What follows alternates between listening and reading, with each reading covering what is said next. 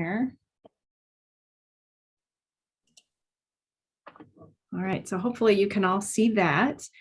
So yeah, we are really excited to have this opportunity to share more about Belleville, Prairie, and Rockford, and also some of the lessons that we've learned that also, as you guys are talking about advocacy, that may be helpful. And actually, we hope it may be at the end that you might be able to share some tips for us as well. So tonight, we'd like to talk about how we got here, what we've learned, why does Belleville Prairie even matter, kind of a legal update, a legislative update, talk about the environmental consultation process, some action items that we would love to have all of you participate in, and some key important dates that are coming up. So just a brief history, and you can get a detailed timeline of events and a lot of information at savebellevilleprairie.org. So that's been the go-to website.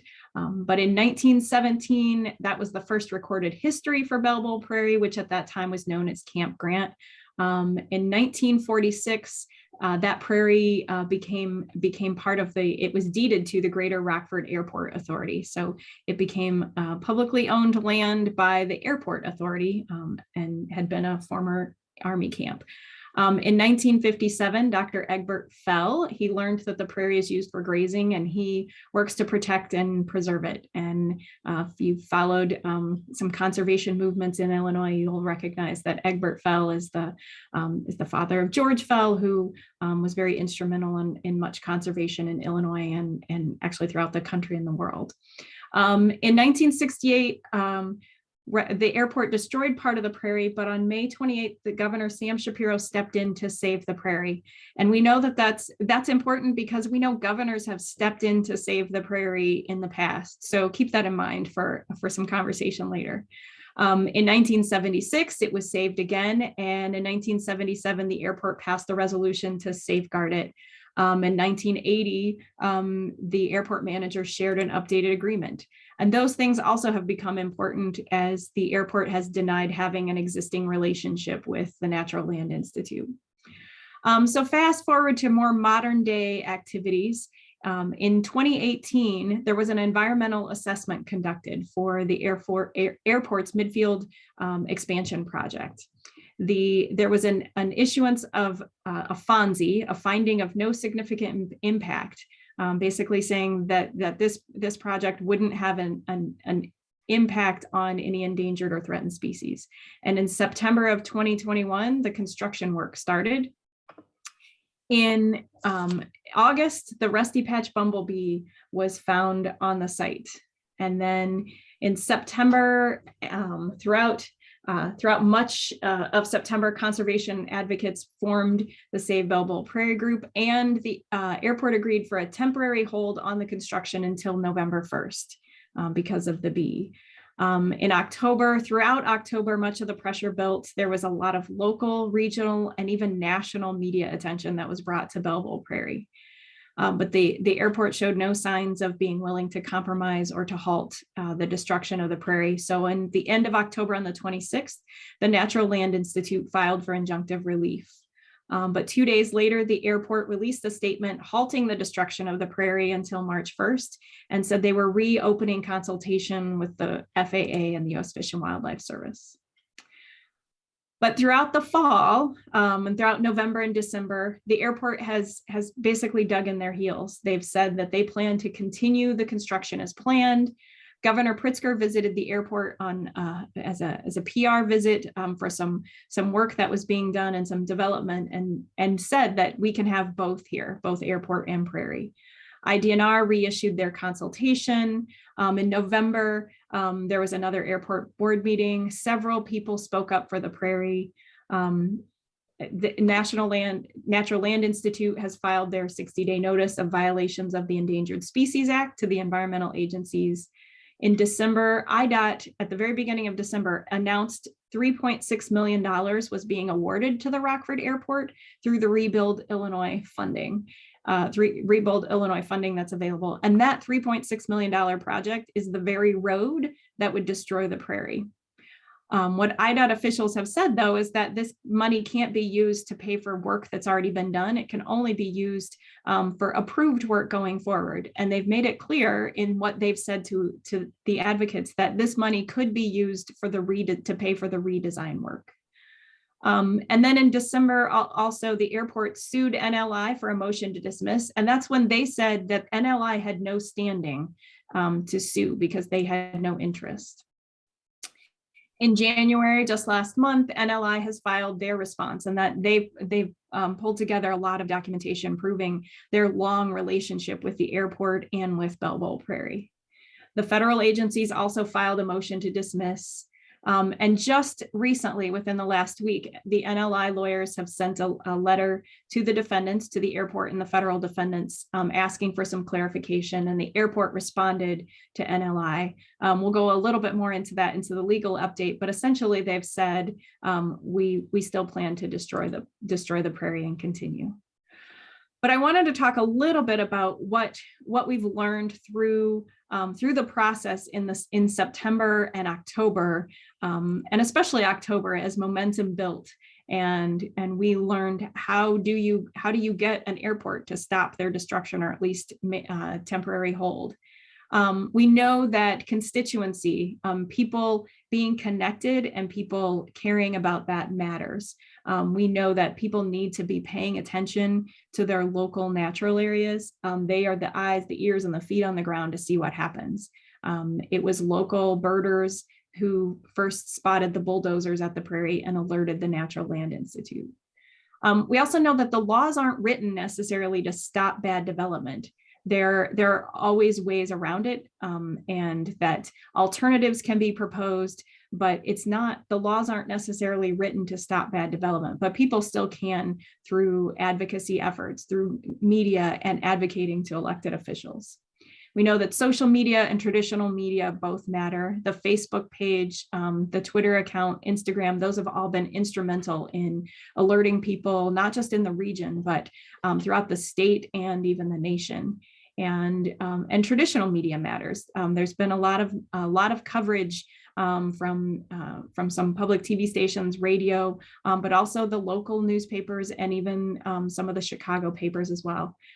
It also got covered in Walla Walla, Washington, in the newspaper as well, which I thought was kind of interesting. It's also important to provide an organized and centralized place for information. So the Save Belleville Prairie website was developed and became a resource for people to learn what was going on, to be able to tell the story. So as more and more people got involved, advocates weren't having to retell the story, but they could send people to the website where they could get history and background information, scientific information, they could get photos and scripts about what to do and how they could take action. We also know that a decentralized movement allows for good things to happen faster, and it empowers the advocates to act. The Natural Land Institute wasn't the only player in this, Friends of Illinois Nature Preserves, but private citizens, Sinisippi Audubon. And while those groups were talking and communicating, nobody was saying you have to get permission from person X before you take action. People were simply taking action based on the information they had and a common shared goal to get the airport to not destroy the prairie. But that also means that there may be conflict. There may be different approaches. Some are advocating for having airport and prairie, that both can happen. Some are saying they don't want any development at all, and that the prairie just needs to remain prairie. And that movement had different conflicting approaches, but this decentralized movement allowed for that to happen. The other thing we know is that local government really matters. Many of these decisions, they get made at the local level, and they have a critical impact on natural areas of global importance. So we have a state Endangered Species Act and a federal Endangered Species Act, but this decision to destroy this natural area was still made at the local level. And it's really important that we in the conservation world that care about this, that we are involved in basically the boring bureaucracy of how our government works, in following public hearings, reading the paper to look for those public notices, and that we are paying attention to all those things, and that we're also that we know what the process is of our local government, because that also matters. We also know that INAI sites, so Illinois Natural Areas Inventory sites, these are the last of our remnant natural areas in the state. Those need to be permanently protected now so that similar conflicts are avoided in the future. We need to make sure that they achieve nature preserve or land and water reserve status so that they have that permanent protection. And had this been a nature preserve, this wouldn't have happened because it would have been illegal for them to destroy it from the beginning and couldn't have even been considered. We also know we need to support those local officials who care about protecting our natural areas. We need to support them not just with our votes, but also with information and resources, and so that they can also make good decisions. So I'm going to turn it over to Sam. She's going to talk a little bit more about the actual plans, what's been updated here in 2021, and some of the other reasons that Belleville Prairie matters. Thanks. And again, thank you guys for having me here and sharing these links, because I'm originally from the northwest side of the city as well. So really happy to hear about what's going on there. So I want to give you guys sort of the lay of the land and give you a little bit more feel for what exactly is going on in the current situation.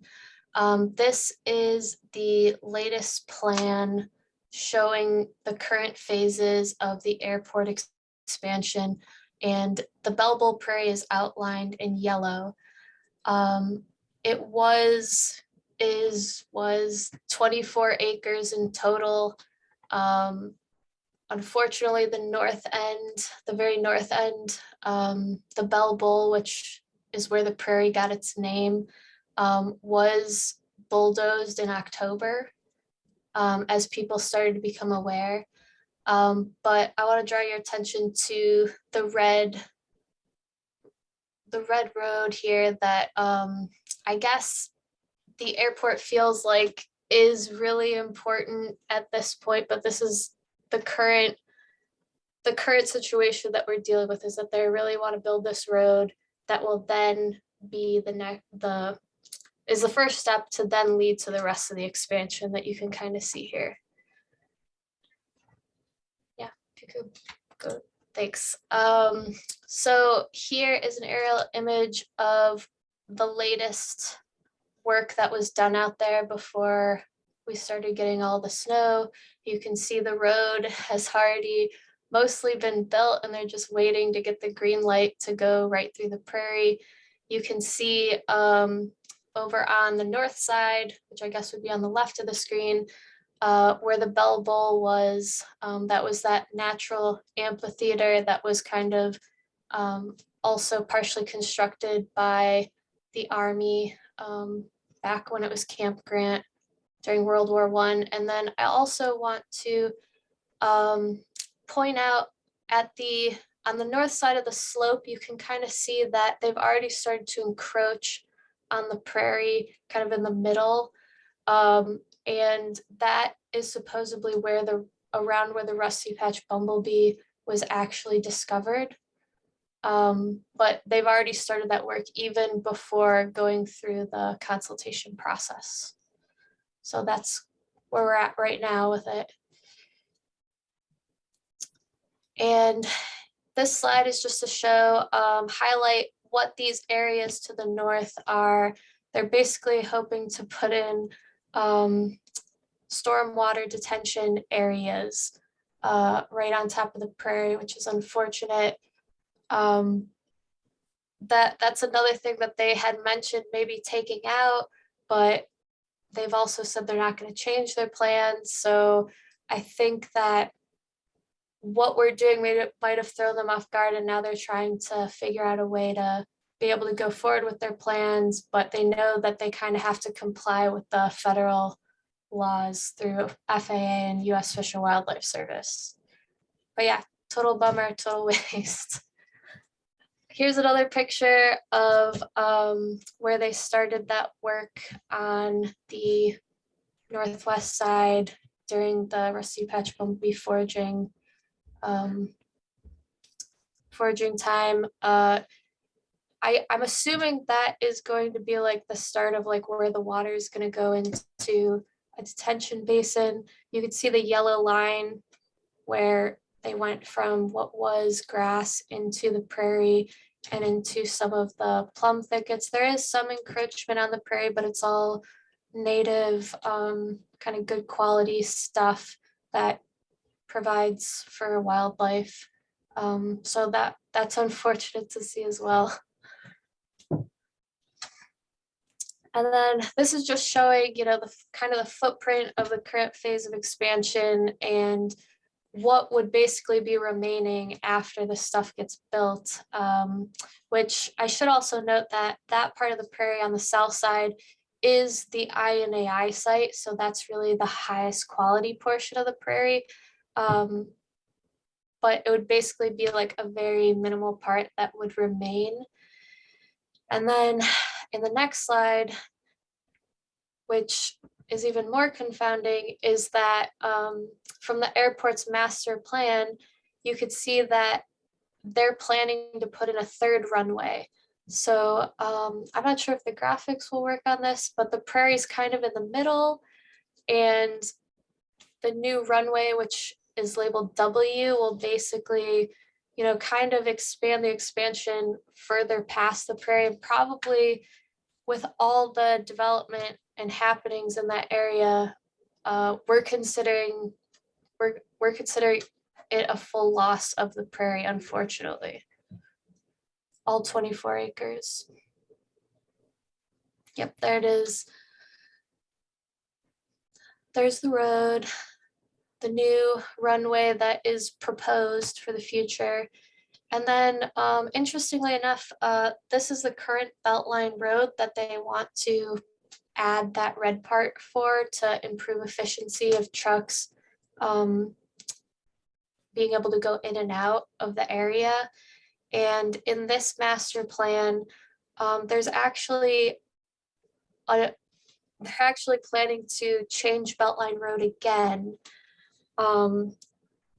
which would mean that this red road that they absolutely want to get in right now and already started building may not even be of use anymore as the airport continues to expand. So that's kind of a curious thing that we've been watching and asking questions about as well. And so just some other things to highlight about the prairie. It's situated at this really unique area at the confluence of the Rock River and the Kishwaukee River. It does have a lot of significance to various Native American tribes that do consider it a part of their kind of ancestral lands. You can see that on the right, the various tribes that do care about this area. There are mounds that are pretty prevalent here, like in most places where, rivers come together and people like to congregate and stuff. There's a lot of cultural resources from the past, Native American cultural resources. And then also at the bottom, you can see this is a photo of Camp Grant with the various soldiers back during World War I that were utilizing the camp. And basically they're there on kind of the slope of Belleville Prairie. And so why does Belleville Prairie matter? Probably preaching to the choir here, but the Belleville Prairie, at least 5 acres of it, the rest of it is still, remnant prairie. It doesn't meet, the very high bar to be considered on the INAI, the Illinois Natural Areas Inventory designated by the state. But basically the INAI is the very best of the best quality habitat we have in the state. It contains some of the most intact and undisturbed natural plant communities found in the state. It's an extremely rare and fragile dry gravel prairie, of which there's only, I think, about 50 acres left in the state, and Belleville Prairie was, maybe it was like 50, I can't remember all the numbers, but obviously Belleville Prairie is a significant portion of what we have left in the state. I'm sure everybody's heard less than 1/100% of prairie is remaining in Illinois. We're the prairie state, not the pavement state. This is our old growth. This is, our natural heritage. And you're not going to find this assemblage of plants anywhere else in the state, like literally not.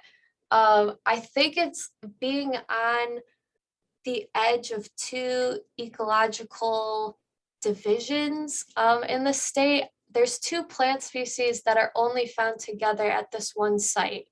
I can't remember what they are off the top of my head, but of course, we also have the large flowered beard tongue. The state listed large flowered beard tongue is known to be from here.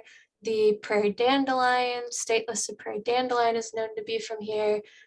The federally listed rusty patch bumblebee, as we've mentioned. Franklin ground squirrels are known to exist there. And it's basically really important. It doesn't get any better than this. If we were to allow this, it would be any high quality, absolute best possible site in the state would be up for grabs if Belleville Prairie is allowed to be destroyed. Next slide. We can't recreate, for the most part, it's still somewhat debated if we can even recreate remnant habitat, the quality that a remnant habitat has, especially with such a rare soil type and topography. You can't replicate this prairie. There's hundreds of species, as put here, native plants, fungi, animal interactions. Our healthy ecosystems are a vital cultural, aesthetic, and scientific resource for Illinois. That's absolutely true. There is ongoing research at Belleville Prairie. And then the unique genetics that exist there that exist nowhere else of those plant soil interactions. It's just, I'm probably preaching to the choir with you guys, but yeah, it doesn't get any better than this. And as the late E.O. Wilson, who recently passed away, said, we should preserve every scrap of biodiversity as priceless while we learn to use it and come to understand what it means to humanity. Very well said. And again, we're the prairie state. We have less than 1/100th of a percent of prairie left in our prairie state. And as George Felt aptly put, nothing becomes valuable until it becomes rare.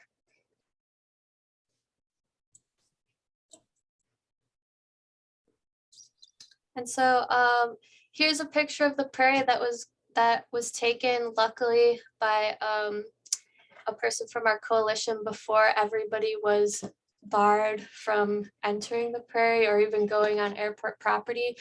You can see some prickly pear cactus there in the foreground.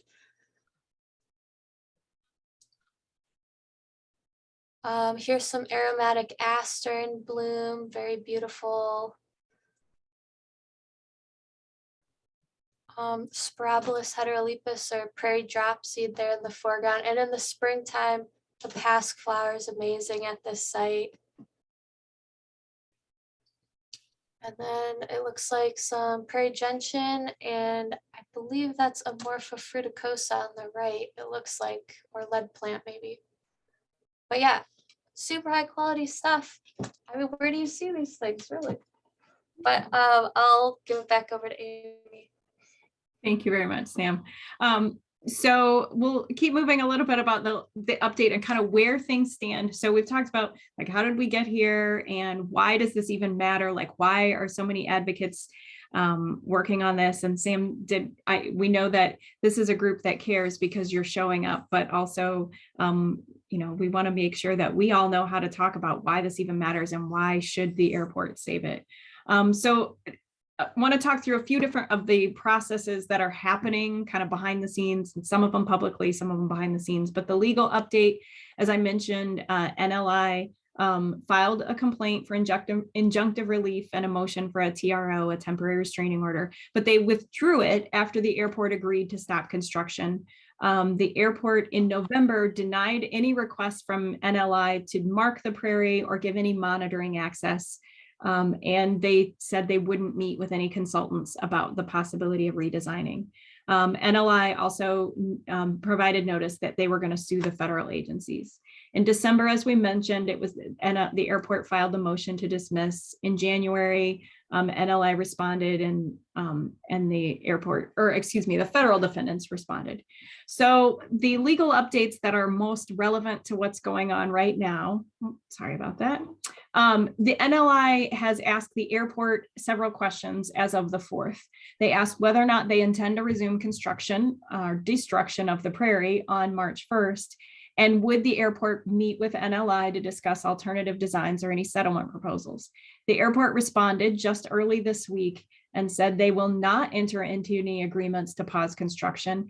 And if NLI files for injunction or for a temporary restraining order, then the airport is going to file for attorney's fees and costs for a, quote, frivolous motion.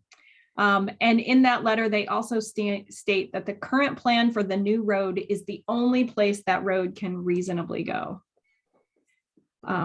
So it's become clear that the airport intends to keep moving. They have stated publicly and have been quoted in the newspapers that say they will not redesign the road. They will only redesign the road if the FAA tells them that they have to. So there was a deadline today as far as the legal steps go to file the initial status report. Next week, there's just an initial court status conference, but on March 1st, the airport's agreement to stop construction ends unless there's a further agreement or absent a court order. So the lawyers and the legal team are amending the complaint to add the Endangered Species Act claim to the federal agencies. They're continuing to file FOIA requests for information, and they are prepared to file for a preliminary injunction or a temporary restraining order. So that's the legal update. The legislative update. So many advocates, and maybe some of you have been making phone calls, sending letters, sending emails, doing what you can to press local, state, and federal officials. So Durbin's office said that I hope that the airport's plans can be adjusted so that Belleville Prairie can be preserved. And Bustos had said, I'm glad steps have been taken to protect endangered species and will continue to support efforts to move forward responsibly. Duckworth's office, please be assured I have been made careful notes and I will continue to monitor the FAA's consultation to make sure that it complies with the Endangered Species Act, and that was from Duckworth. Duckworth's office also sent a direct email saying that they are planning a meeting with representatives from the FAA and Fish and Wildlife to get more insight. So the federal elected officials have responded recently within the last couple of weeks with updated. Basically, these are the standard form letters that people are getting when they reach out to these officials, but they have updated them in their response to what they're hearing. As far as the state legislative update, the IDNR consultation process rules are being reviewed and rewritten, according to John Rogner, who's the assistant director at IDNR. That won't mean anything for Belleville Prairie. This process takes a long time, but it is relevant to all of us who care about how consultation works, because there will be a public comment period. So that kind of goes back to what we talked about earlier about paying attention to how our government processes work.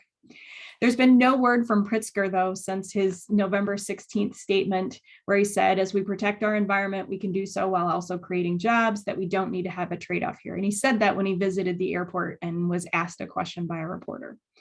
Just today, we finally had one advocate who was able to finally reach somebody, a live person in the governor's office who was an official with the governor's office, who said the governor was surprised to hear that the airport wasn't talking. That was new as of late today. It seems to be that every elected official seems to be surprised that when construction was paused, no conversations were had between the two parties or about compromise. locally, there's not been a lot of movement. There have been a few officials who, for example, the mayor in Loves Park wrote an opinion piece that said that construction needs to move forward and there shouldn't be any delays. The Loves Park Chamber of Commerce, the Parks Chamber of Commerce, is having an event on next week. They're having a state of the airport meeting, and Mike Dunn, who's the executive director of that airport, is giving a speech. And so that's locally, that is one of the things that's happening. So that's the legislative update, kind of a quick update. So then there's also the bureaucratic or the technical process of they are reopening consultation. So several of us and Sam and others have been really following this process as well. And one of the things that we also keep doing is making phone calls to Fish and Wildlife and to the FAA to see where they are with the process. And so I'm going to give kind of a high level, super simple explanation of the environmental consultation process, because I think that's another part that we as conservationists need to know about. There's a lot of technicalities to this, but there are things that we need to know. But the way that the consultation process works, the language is about protecting the threatened and endangered species, but it also allows for plans to be modified or to suggest alternatives. So first of all, they take a look at the action area of what's going to happen. So the federal agency, in this case, it's the FAA, they're going to decide whether the action is going to affect any listed species or critical habitat on the list. And then they're going to, if they said no, then consultation is not required. And so that's essentially what happened in the first round with the airport. They said this wasn't going to, they found that was the issuance of the FONSI, or the finding of no significant impact. And so consultation wasn't required. But if they had found that, yes, there was going to be some likely adverse effects, then they have to move on. Or if it is going to affect, they have to move on to decide whether or not they're going to be adverse effect. But either way, so that, yes, if there's going to be adverse effects, then it moves on to getting formal consultation with U.S. Fish and Wildlife. If they're not, then they say there's not going to be adverse effects, but they have to get concurrence from U.S. Fish and Wildlife. So this is what we assume, although we have no guarantees that this would be the flow that they're going through, is at least getting to step 4, where they are going to have to decide whether or not it's going to have adverse effects. And so it would go to Fish and Wildlife. As of 2 days ago, U.S. Fish and Wildlife had not received anything from the FAA of their answer to step 4 here. But they anticipated that they would, but they're not in a point of having to do in any of this consultation work yet.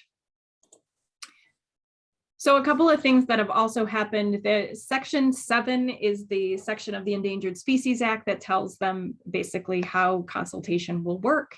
And there was some updated guidance that added some sections about habitat for the rusty patch bumblebee, which is relevant because that's the federally endangered species that's halted work at the Belleville Prairie. The other thing that we know about the environmental consultation process is that basically the federal agencies can't take any action unless those actions are not likely to jeopardize the continued existence of the listed species. And so those are some of the key legal terms. But basically, jeopardize the continued existence of species means that if it would have to harm the existence of the entire species, not that they can't harm a population of the endangered species, but that it would have to affect its entire existence as a species. So it doesn't have quite as much protection as one might initially read. But it also does talk about that their actions can't result in the destruction or adverse modification of critical habitat. And so that's another part of the environmental consultation process. Oh, I went too far. Oh. So that's the process that they're looking at, and And there are, if you want to delve into it, there's lots of resources on Fish and Wildlife's website. There's also on the Save Belleville Prairie website, and as a part of the public meeting that we had earlier this week for Belleville Prairie, there's a more technical walkthrough of the entire process and how it works. Sam has also have some information, but we'll go through kind of the last few steps, and then if there are questions, we can answer those at the end as best we can. So the part that you might have been all waiting for, or at least we are most excited to tell you about, is what you can do. So things really ramped up in October, and the public outcry was phenomenal, that hundreds and thousands of people from across the state stepped up. They wrote letters, they made phone calls, things were really happening. And it had an impact across the state. People all over the state were paying attention, including those government agencies and those elected officials everywhere. The governor's office knew what was happening. Durbin, Duckworth, everybody knew Belleville Prairie. And so then the airport stopped what they were doing and paused. One of the concerns is that pause was simply to get all of the commotion to die down, so that now come spring, they could just bulldoze the prairie while no one was paying attention anymore. We think part of their tactic in October might have been to simply let things die down so that they could just go back to destroying the prairie without people paying so much attention. And so those of us that are on here tonight, and those of you who've said, yeah, we want to hear about this, know that's not the approach we're going to take. And so February is, we are ramping back up again, only now we have people who are paying attention and more people than we had before. And the same action still needs to happen. What we have learned is that those elected officials have said to us, well, we assumed when they said they weren't going to destroy the prairie, that they were going to talk to NLI or the advocates, and they were going to reach a compromise. They've made it very clear that there is no interest from the airport in reaching a compromise. They want to build that road and destroy the prairie. And so those same actions that everyone was taking in October need to happen again, and we need the same people to do it again, and they all need to tell 5 more people to do it with them. So writing letters, making phone calls, and taking action by finding out, calling Durbin's office, Duckworth's office, and Pritzker's office. We want people to make sure they are following Save Belleville Prairie on Facebook, Instagram, and Twitter, because that's where the most up-to-date information gets posted, as well as checking that website regularly. There is an IEC action alert, and that sends an email to state and federal legislators and the governor. And we want people to be writing to Governor Pritzker and Senators Duckworth and Durbin. And make contact with the media. If you've got contacts with the media, make sure they know about this story and they are talking about it, because that's also what's been drawing attention to it. And we also have found that making those specific requests or those specific letters and phone calls from individuals has been more effective than the IEC action alert. The IEC action alert was very effective in October. But those individual letters and those individual phone calls get tallied in all of those offices, so that those elected officials know that people want them to do something. And so if you're interested, on the Facebook page, there is a Valentine that was developed for Pritzker to print it out and mail it, and make sure that he's paying attention. One of the things that has been pointed out to as best we can to Pritzker is that there have been governors who have taken action. We've talked about Governor Shapiro stepping in to save Belleville Prairie in the 60s, but Governor Edgar and Governor Thompson have also made decisions. Governor Thompson stepped in to save Castle Rock when Route 2 was going to be rerouted to destroy a part of that. The governor stepped in, and Governor Edgar stepped in to save the Savannah Sand Prairie out in Carroll County. And there are governors that have stepped in the past. In fact, at this point, more Republican governors that have stepped in than Democrat governors. And so there is action and there is precedence for governors stepping in to do something in this state. We also hope that if you've got contacts with local, state, or federal politicians, now's the time to ask them to do something. And we continue to advocate. Staff members in both Duckworth's office and Durbin's office have been brought up to speed with the information that we know and the exchange between the two lawyers. But it's more important than ever that people know that this prairie didn't get saved for good. It got a reprieve in the fall, and more action and continued action is still needed. And we would encourage you to tell people about this. There are people who still haven't heard about Belleville Prairie, and people need to know about Belleville Prairie and understand why it's important that it not get destroyed. And the next airport board meeting is February 24th at 5:00 p.m. and having a showing of support from people who want them to save the prairie has been part of the strategy as well. Even though they seem to not be listening, this is a government body that doesn't usually get people to show up to their meetings. And now there are regularly 20 or 30 people in the audience, and at least 2 or 3 people are speaking at each meeting about the prairie. And the other fact is that we know that the legal fees add up. The Natural Land Institute is the plaintiff in this case, but there are many partner organizations, including Friends of Illinois Nature Preserves, that are trying to raise funds to help supplement the funds that the Natural Land Institute is having to outlay for this. So there are generous donors actually that stepped up in the last couple of weeks and said, we want to create a matching pool. So we put together a matching pool of $14,000 that gets matched through the end of this month. We also know that the first, and that says first 4 donors, but that should actually be the first 60 donors giving a gift of $100 are going to receive an illustrated nature journal page from Domenico D'Alessandro. He's also giving 10 donors of $250 are getting a book of poems, and 10 donors giving gifts of $500 or more are receiving his book of thought patterns as well. So we've had some really generous donors that have stepped up and said, we want to make sure that this fundraising effort can help supplement what NLI is doing. There's a GoFundMe page, and so that's here on the slideshow. I'll make sure that gets emailed to you guys later, and maybe somebody can send that out. But donations of up to $14,000 are going to get matched through the end of the month. And, oh, that clicked on there we go. So key important dates.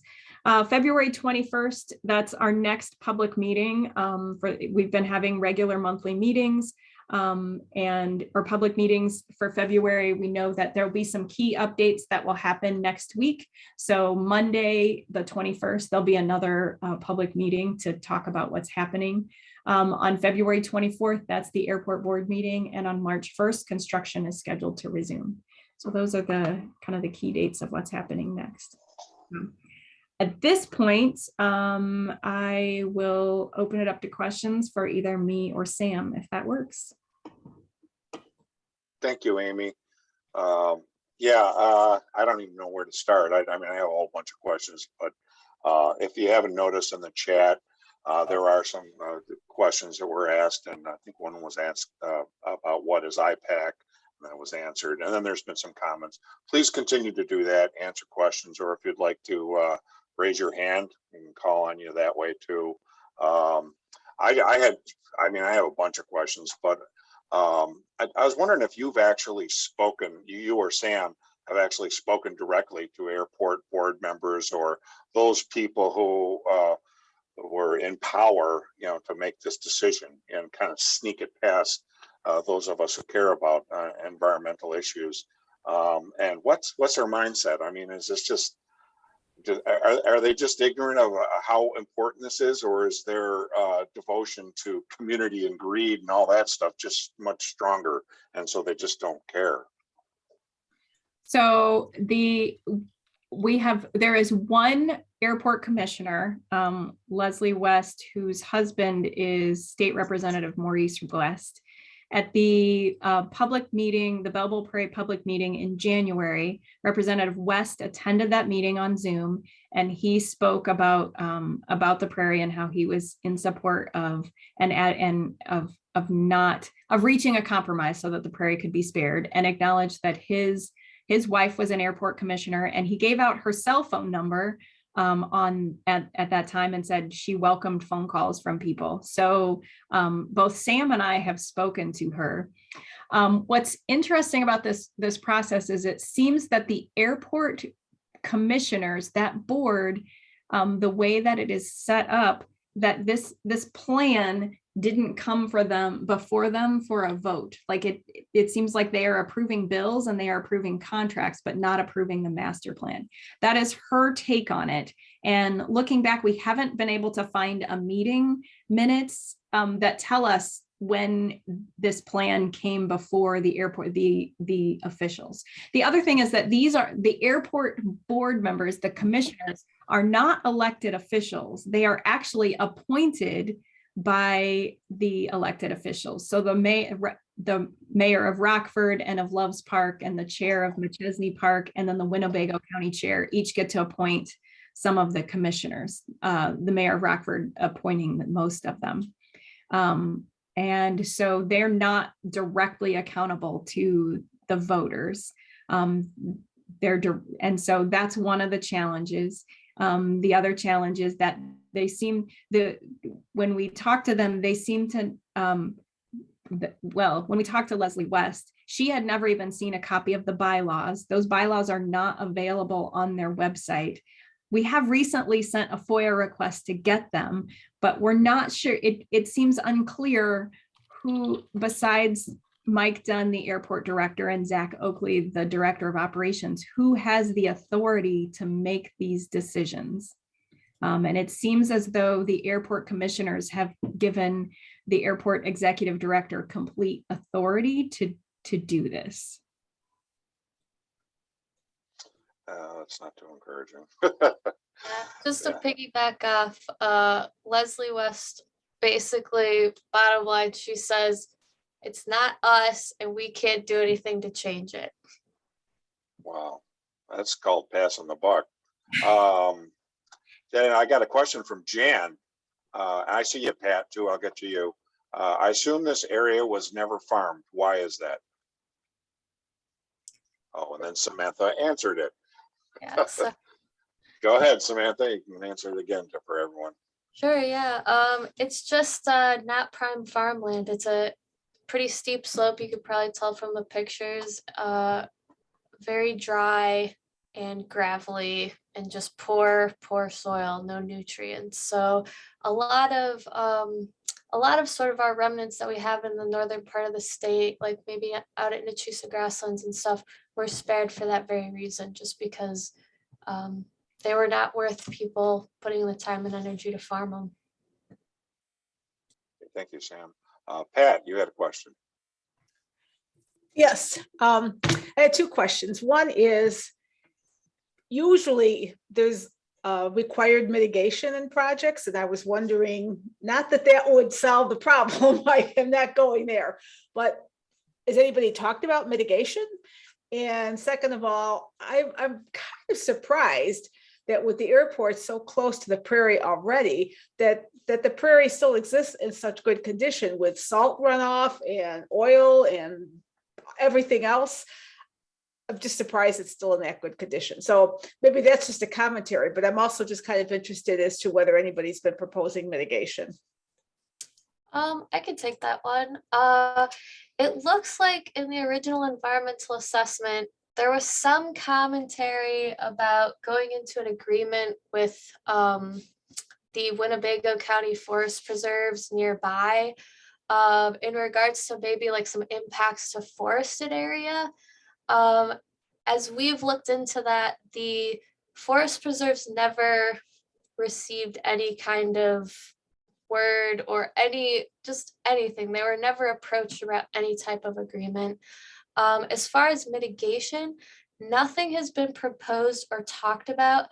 Talking about the endangered species consultation in regards to rusty patch bumblebee, I believe if FAA goes forward to the Fish and Wildlife Service and they determine that the project will likely affect the rusty patch bumblebee, within the next step of the the Fish and Wildlife Service doing their full biological opinion, that legal jargon, I think at that point, that's where they would get into those things like basically going back into those alternatives and then talking about potential mitigation involved with those various options that they could do. So up until this point, nothing's been proposed or taken seriously as far as mitigation. So you're saying that the interpretation of the Endangered Species Act is that it's not going to really work for you because the bumblebee exists elsewhere, but what you're hoping is that the critical habitat part of it will help you. And I guess I hadn't ever realized that the Endangered Species Act was like, well, you know, we can't. I thought it was, you know, it's, I mean, the whole big thing about takings, you know, you couldn't take something if that was an area that you know, that there was an endangered species, and not that the endangered species didn't exist elsewhere, but it existed there, so you couldn't take it. So is that what you're saying, that because the bumblebee exists elsewhere, that the Endangered Species Act doesn't apply? Oh no, it definitely applies. It definitely applies. I basically, for sure, the Fish and Wildlife is knows that the rusty patch bumblebee is on site, and they have the FAA, who's legally bound to making sure they comply with Section 7 of the Endangered Species Act, has started consultation with Fish and Wildlife. It's kind of like a bureaucratic process. Basically, the flow chart that AB shared is what they have to go through, and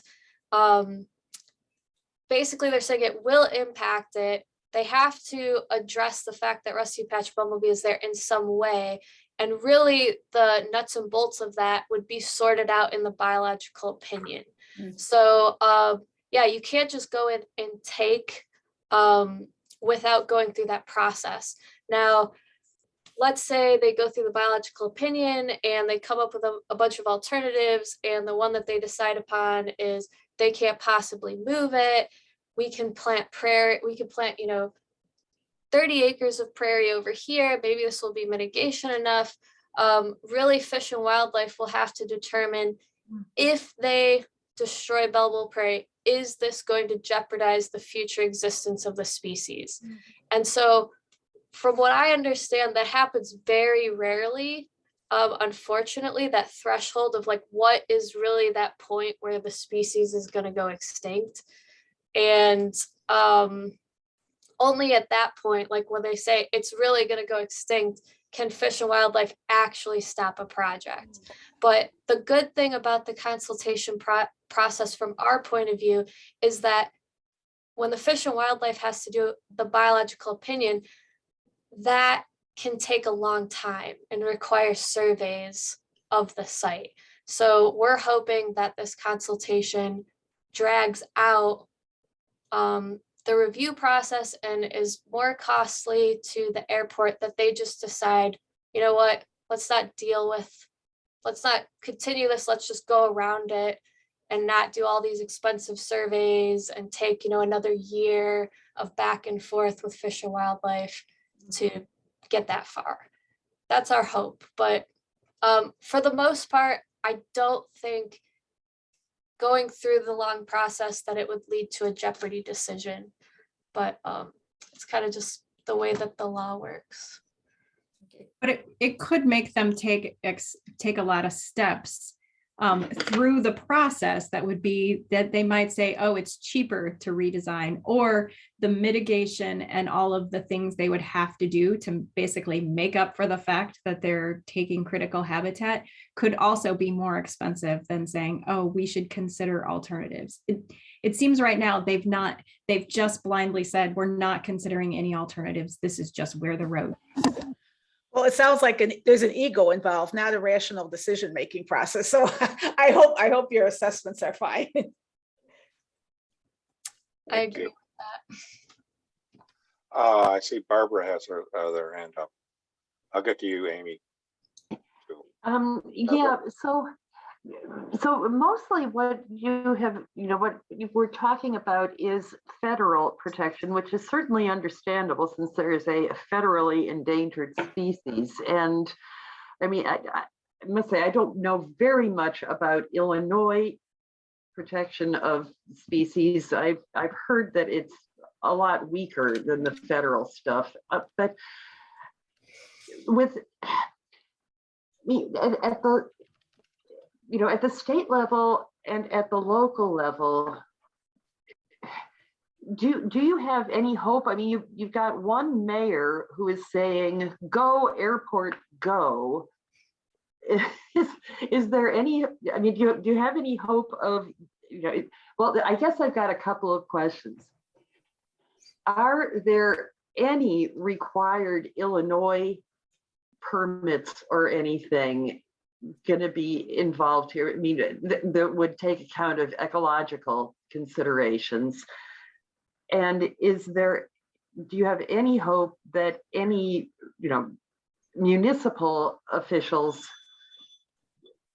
might take a stand in favor of protecting the prairie? That's complicated. So yes, that's a complicated answer. I guess the answer to do we have hope is yes, or we wouldn't keep doing this work. And it's difficult and it's challenging, but you can't. We have to do something, because this is irresponsible destruction of remnant prairie, and it's the biodiversity reserve that we have left. So that's kind of the pie in the sky answer to your do we have hope. But also, I think part of it is repeatedly pointing out to these local officials the cost of what they're doing, the cost from a purely financial point of jumping through these hoops and the things that are required if they're going to destroy this habitat, but also the cost to, and the more time we have, then the better chance we have to communicate. Once it's gone, then all hope is gone. And so as long as there's still prairie there is some hope. Going back to your question about the state protection is less, and the state protected species are plants and state protection. And so the landowner rights amongst endangered species so basically the state owns animals, the landowner owns the plants. It's kind of a very simplified view. So even if you own a threatened or endangered species, the law doesn't prohibit them from destroying it. There are permits they have to get, but it doesn't prohibit them. Landowner rights are very strong in this country. It's kind of a high level view of that. Sam, am I saying that correctly? Sorry, I was answering a question in chat. What was the question? Oh, I was just saying that the landowner rights are strong enough that at the state level, they have to get permits, but they will still, there are ways that they can do it even when there are endangered species at the state level. And the state, they have been through the process of consultation with the state. And so to kind of like break or oversimplify probably, the DNR in this case really dropped the ball when the ball came into their court. So they were made aware of it to get their approval letter or their commentary on the project, and they completely dropped the ball. So basically the chance that they had to have any real impact on the future for Belleville Prairie unfortunately passed them by. On top of that, as we're finding, and I think Amy's saying really well, is that the law doesn't have any teeth. So even though at this point they are going to be impacting species, and the DNR can issue a take permit for those species or go through that process, it's recommended, it's not required, according to the DNR staff. So if they don't apply for the take permit, there's nothing the DNR can do about it. Other thing that, you know, when Sam talks about like these opportunities happen, so in conversations, so I guess backing up, so the state's budget at DNR had been cut many times, and so the process that this follows is when it gets to these state officials, many times they're, and this has happened with both U.S. Fish and Wildlife, like our conservation organizations at the state and federal level are overworked and have so many projects going on that's also many times what happens. And so it's, you know, it goes back to the importance of local constituents paying attention to the projects that are going on in their area too. And that's not that I'm saying, oh, this is who we blame, but and as several of us have talked, like several things have happened to create this. So. Thank you. Amy, I saw your hand up, and then we can get to Jan's got a written question, and then Laura's question was just answered by Sam in the chat there. So Amy? I guess I might not have a question exactly any longer. I think Barb covered it, and it feels like the airport wants to do what they want to do, and there's very little legal reasons that they won't be able to do that, and that it really comes down to elected officials like the governor in your examples of where that's happened in the past. And they're sitting on a big check from the state. It seems like it's not so bad for the state to say, yeah, take all this money for free, although maybe it was owed. I don't know the background story on that, but to move that road around. And so in these conversations, I guess here comes a question is, has your group or these different groups that are on this issue presented like an alternative, and how much that might cost, and some funding opportunities to cover that extra cost to give them a nice, friendly way out? That was a part of the attempts to have meetings with the airport from months ago.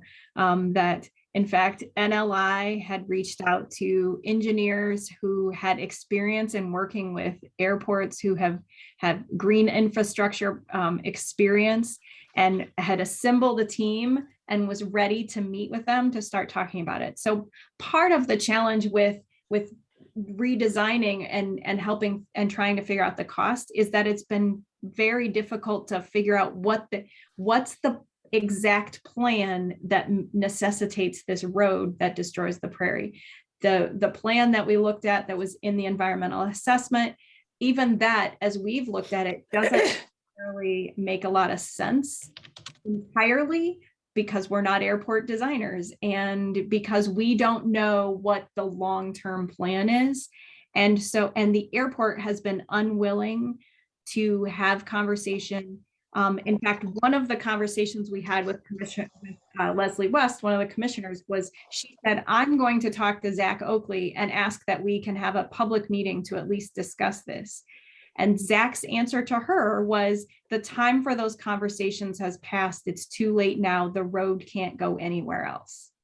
And so being able to present an alternative hasn't been possible without a fuller understanding of why they've said that the road can't go anywhere else, because we don't know how to come up with an alternative plan to do a cost estimate for it.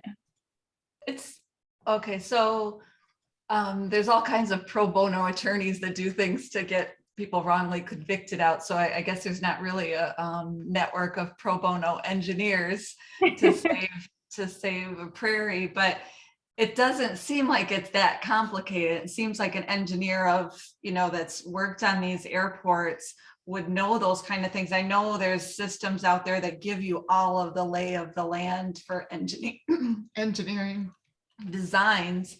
And so it's unfortunate that a design can't somebody somewhere couldn't come up with a design alternative that says, okay, this is going to help you increase your whatever the throughput number of flights and things 10 times over this number of years or whatever that saves that area. So, and that's absolutely true. Like, and some of the engineers that have talked about this have said nothing is impossible. Some things may be a lot more expensive than others, but any engineer or, you know, those pro bonos, I mean, there were several who stepped up and said, we'd like to help, but they need to know going in, what are you trying to achieve with this project? And some specific information, and that seems to have been completely missing in the dialogue, and the airport hasn't, at least to anybody on this side of advocating for the Prairie, hasn't been able to get a conversation. And that's what NLI was trying to do initially, was say, sit down with us, we have a design team, tell us what you're trying to accomplish, and let's work together to accomplish that design scheme so that you can still have this development. And the airport has shut that down completely. And we are not really sure why. Is there some sort of contract that you've been able to, I mean, have you seen any sort of contract between them and construction companies, or? They have, so what's interesting is they do have a firm, the abbreviate, it's CMT, and that's their design and engineering team. They've been working for the airport for many, many years. In fact, their Rockford address is on Airport Drive. So they are the team that does the design work for the airport. And that's who has done coordinated the initial environmental assessment. And that's the team that has done all of the design work.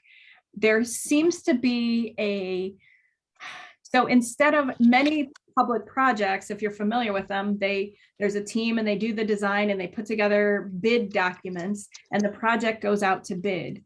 The airport seems to have a design build contract. So it seems it's hard to get a handle on what their actual plans are, because they seem to be evolving or changing, and we can't seem to get we couldn't just get, what are the bid specs for this project, or a big grand scheme of like, where are you going, except that 2008 plan that Sam showed earlier.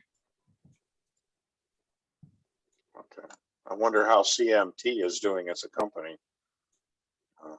It's like cronyism or something like that, you know. They just to piggyback off what Amy was saying, yeah, it really seems like the airport knew, like way back in 1994 when they first did an environmental assessment, that they had a lot of what they call regulatory challenges. They had the endangered species, they had the cultural resources, like the archaeological things. And I think that they kind of pushed this through, like rushed this through, and they're just trying to run with it now. They're like, oh man, all these things that we thought were going to be barriers for us, you know, FAA gave them the green light. And I think they're just trying to take it as far as they can. And with those obstacles to them out of the way, they're trying to figure out, okay, if we could get this far, what are we going to do next then? Because in reality, if the law was followed properly, if the Federal Aviation Administration did their due diligence from the beginning, if the DNR, you know, did their due diligence, then basically their current design would have never flown. It would never be the current plan. So that's just my take on it anyway. Susan writes, can a FOIA achieve getting the design blueprints from she writes CMI. I don't know if she meant CMT. Has the airport applied, received permits from the city? And I just responded in the chat to that as well. So the airport is outside of the city limits. So nobody in Winnebago County is requiring any permits of the airport for any of this project. So there have been FOIA requests submitted for plans, I believe, by NLI. So they're working on getting plans, but haven't seen anything yet beyond what we've shared. And Amy writes, PR campaign about CMT destroying this land. I guess. I think that's a great idea because I think those consultants are pretty soulless and are an embarrassment to the natural resource field. But, you know, I guess that's how they make their money. But I think that's something that we've expressed to the senators' offices, that, you know, it's kind of being, the consultation's kind of like trying to be rigged from these consultants that are trying to, you know, basically help the airport out. And it hasn't really been made public. And I don't know the best way to, there's so many facets to all of this that, and so many moving parts and new things come to light all the time. I don't know the best way to tell that story, I guess. Well, thank you very much. I don't see any more hands up or any questions in the chat. I'd really like to thank Amy and Sam for giving a great presentation, and you know, I hope everybody listening will spread the word. You know, put it on your Facebook, put it on your Instagram. Look for the yeah, you know, there's a lot of information for you know, presented tonight. Look for the recording Allison made.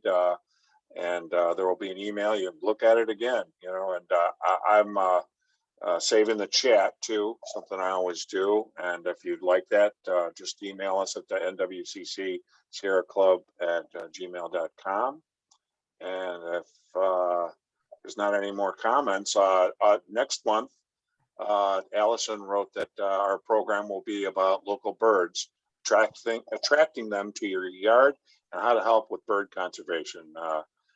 Registration link isn't available, but it will be fairly shortly, within, you know, a couple weeks or so. So anyway, thank you very much again. Really great presentation, and we're in it, you know.